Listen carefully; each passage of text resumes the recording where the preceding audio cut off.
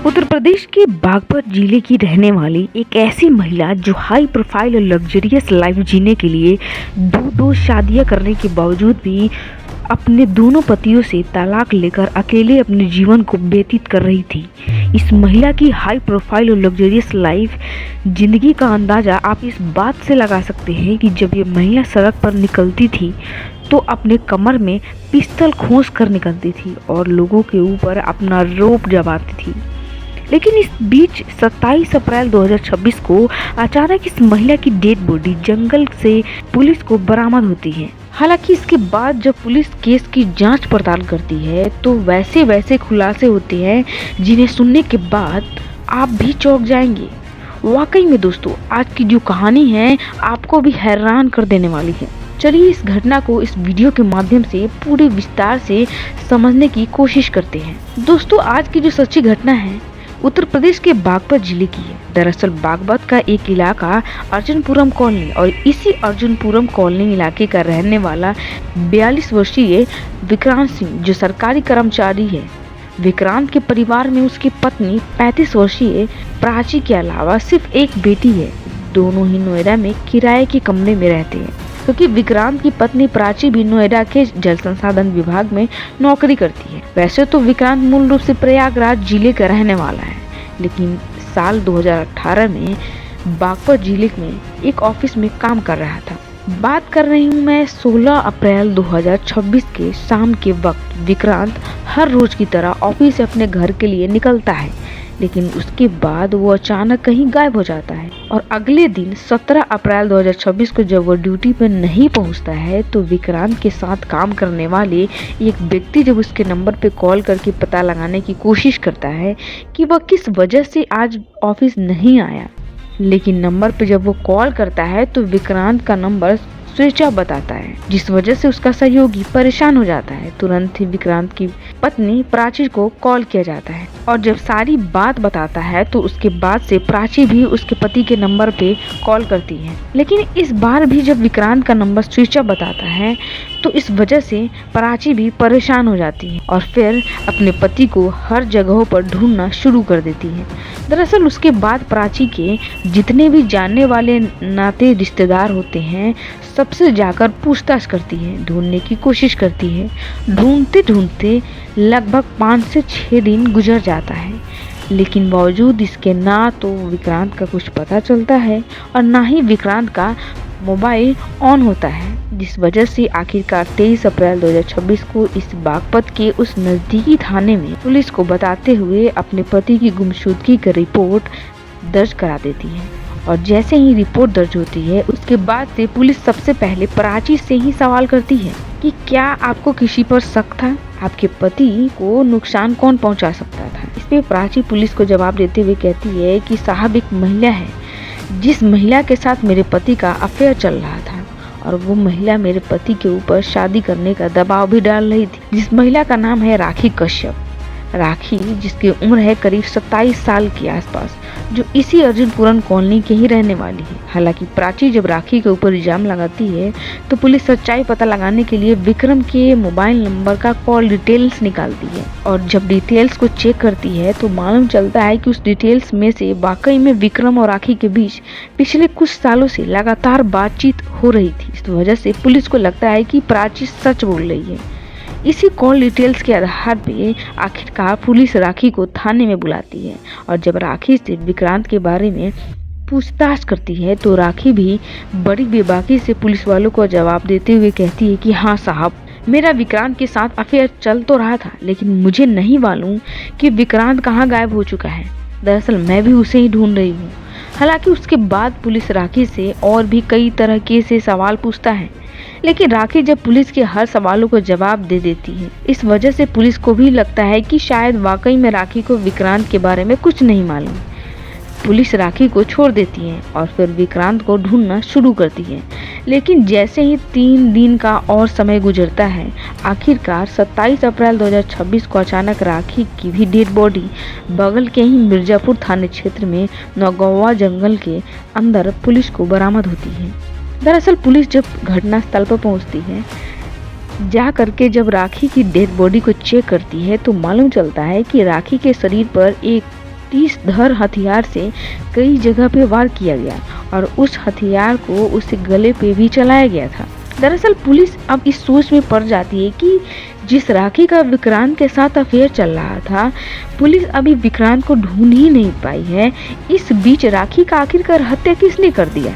दरअसल पुलिस का सबसे पहला शक विक्रांत की पत्नी प्राची के ऊपर ही जाता है। हालांकि पुलिस डेड बॉडी को अपने कब्जे में लेने के बाद उसे पोस्टमार्टम के लिए भेज देती है और इस केस की जांच पड़ताल करते हुए जब विक्रांत की पत्नी प्राची को भी थाने में बुलाकर यह कहती है कि राखी की भी किसी ने हत्या कर दी है, यह सुनने के बाद प्राची भी हैरान रह जाती है।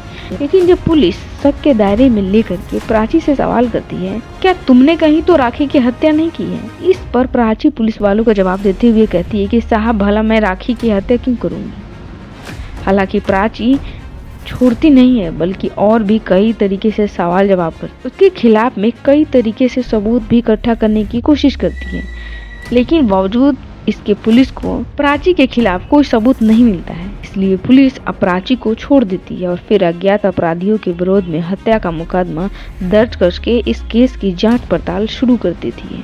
दरअसल पुलिस अब इस केस की जांच पड़ताल करने के लिए सबसे पहले राखी के मोबाइल नंबर की कॉल डिटेल्स को निकालती है और जब डिटेल्स चेक करती है तो मालूम चलता है कि 2 उसमें ऐसे नंबर मौजूद थे जिस पे राखी 26 अप्रैल 2026 की रात हुई थी। 26 अप्रैल 2026 की रात हुई थी। सुधारस चौहान के नंबर पर रजिस्टर है जो भारतीय जनता पार्टी के युवा मोर्चा के नेता और दूसरा कपिल चौहान के नाम पर रजिस्टर है जो एक दावा कारोबारी है। दरअसल सुधारस चौहान और कपिल चौहान जो कि जिगरी दोस्त हैं, जहां पे 27 अप्रैल 2026 को जंगल से राखी की डेड बॉडी बरामद हुई कि दरअसल पुलिस जब सुधारस और कपिल के भी मोबाइल लोकेशन को खंगाली तो मालूम चला है कि 26 अप्रैल 2026 को रात्रि के वक्त इन दोनों के भी मोबाइल का लोकेशन उसी जंगल के ही आसपास दिखाई दे रहा था, जिस वजह से पुलिस अब पूरा कंफर्म हो जाती है कि राखी की हत्या इन दोनों ने ही की। इसलिए आखिरकार 1 मई 2026 को जाकर सुधारस चौहान और उसके दोस्त कपिल चौहान इन दोनों को गिरफ्तार करके पुलिस थाने में लाती है। अब इन दोनों से राखी की हत्या के बारे में पूछताछ करते तो ये दोनों बिना किसी सख्त दबाव से न सिर्फ सच्चाई कबूल करते हैं बल्कि पुलिस वालों का जवाब देते हुए कहते हैं कि साहब राखी का प्रेमी विक्रम भी इस दुनिया में नहीं है। दरअसल 26 अप्रैल 2026 को जब विक्रम गायब हुआ था उसी रात को हमने विक्रम की भी हत्या कर दिया और डेड बॉडी को हमने नहर में ले जाकर फेंक दिया था। जब विक्रम की हत्या की बात कहता है तो पुलिस एकदम से परेशान हो जाता है। जहां पे इन लोगों ने डेड बॉडी फेंका था पुलिस इन्हें लेकर घटनास्थल पर ले जाती है। वहां पे डेड बॉडी तो नहीं मिलता है, लेकिन बगल के थाने में जाकर जब कांटेक्ट करती है तो मालूम चलता है कि अगले दिन ही 27 अप्रैल 2026 को ही विक्रम की डेड बॉडी पुलिस को बरामद हो चुकी थी।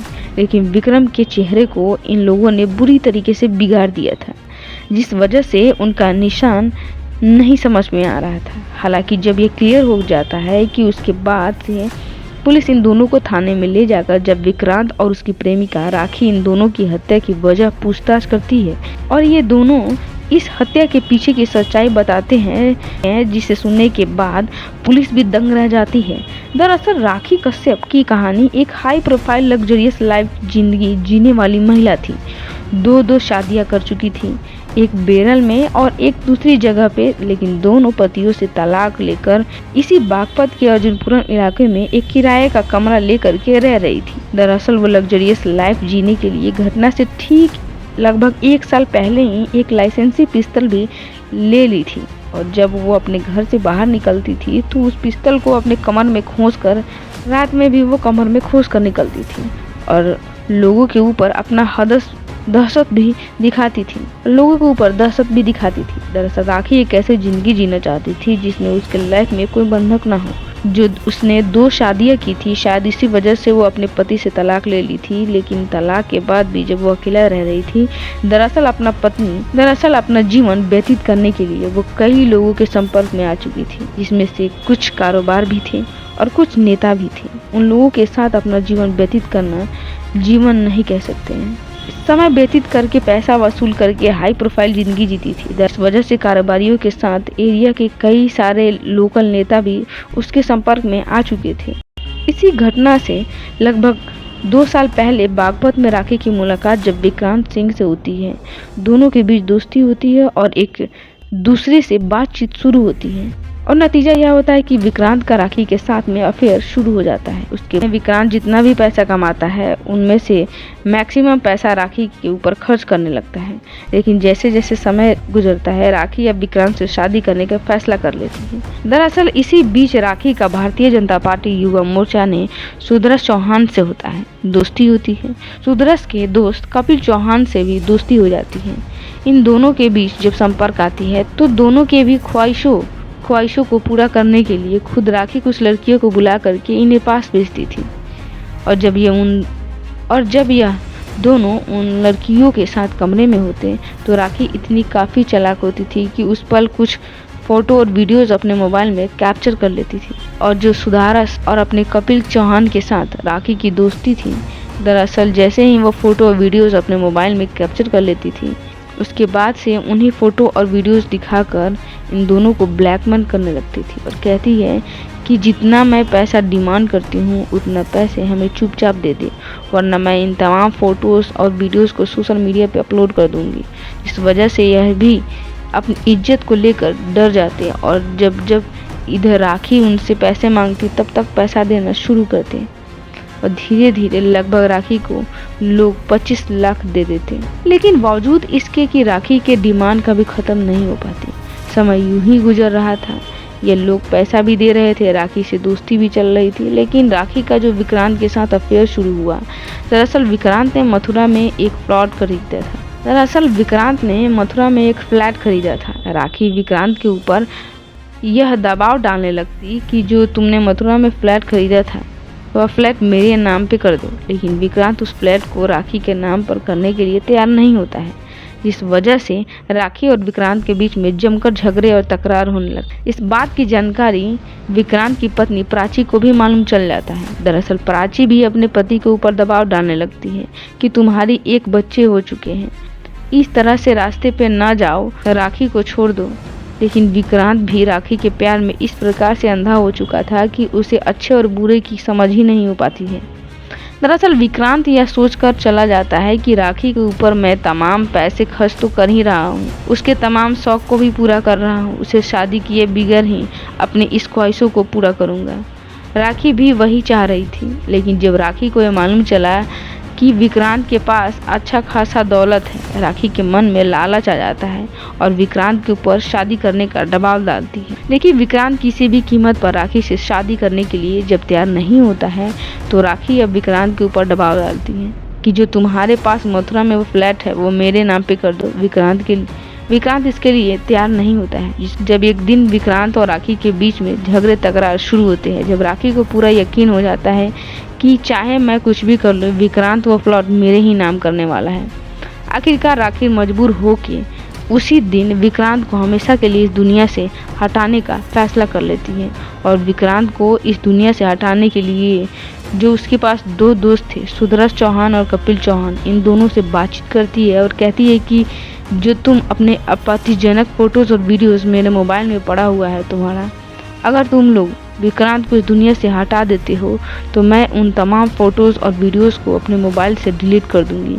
राखी की बातों में आ जाते हैं और इस काम को करने के लिए तैयार हो जाते हैं। लेकिन इसके बाद ये तीनों मिलकर विक्रांत को इस दुनिया से हटाने के लिए एक बड़ी सारा प्लान बनाते हैं और इसी प्लान के तहत 16 अप्रैल 2026 पार्टी के नाम पे आखिरी राखी विक्रांत को अपने घर पे बुलाती है और इसी पार्टी में खुद सुदर्श चौहान और कपिल चौहान को भी बुलाती है। यह चारों जब रात्रि के वक्त राखी के घर पे पहुंचते हैं, पार्टी शुरू होती है। लेकिन इसी बीच जब वहां पे राखी विक्रांत के ऊपर मथुरा के उस फ्लैट को अपने नाम कराने की बात कहती है तो विक्रांत जब उसके लिए तैयार नहीं होता है तो उसी वक्त राखी अपने पास से देसी पिस्टल को निकालती है और फिर उसे विक्रांत के ऊपर गोली चला देती है।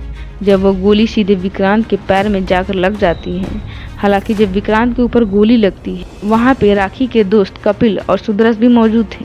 जैसे ही ये घटना घट जाती है अब इन दोनों को डर सताने लगता है कि कहीं इस केस में हम लोग न फंस जाए, इसलिए खुद अब राखी इन दोनों के ऊपर दबाव डालने लगती है। कहती है कि अब विक्रांत नहीं बचना चाहिए, जैसे मैं कह रही हूँ वैसे हमारे साथ चलो, उसके बाद ये दोनों वाकई में राखी के साथ नहीं देते हैं, बल्कि खुद विक्रांत की डेड बॉडी को एक कंबल में लपेट करके उसी रात को गाड़ी से घर से बाहर निकाल करके और जा करके जो दूर एक नहर होता है उसी नहर के पास विक्रांत के हाथ और पैर को रस्सी में बांध देते हैं और उसी कंबल में डेड बॉडी को लपेट करके चेहरे को एक भारी पत्थर से बुरी तरीके से कुचल देते हैं ताकि उसकी चेहरे की पहचान न हो, और डेड बॉडी को नहर में फेंक देते हैं और उसके बाद वापस घर चले आते हैं। अगले दिन 17 अप्रैल 2026 को उस नहर के बगल में ही मिर्जा थानेपुर पुलिस को यह डेड बॉडी बरामद होती है, लेकिन पुलिस को उस डेड बॉडी की पहचान नहीं हो पाती है, जिस वजह से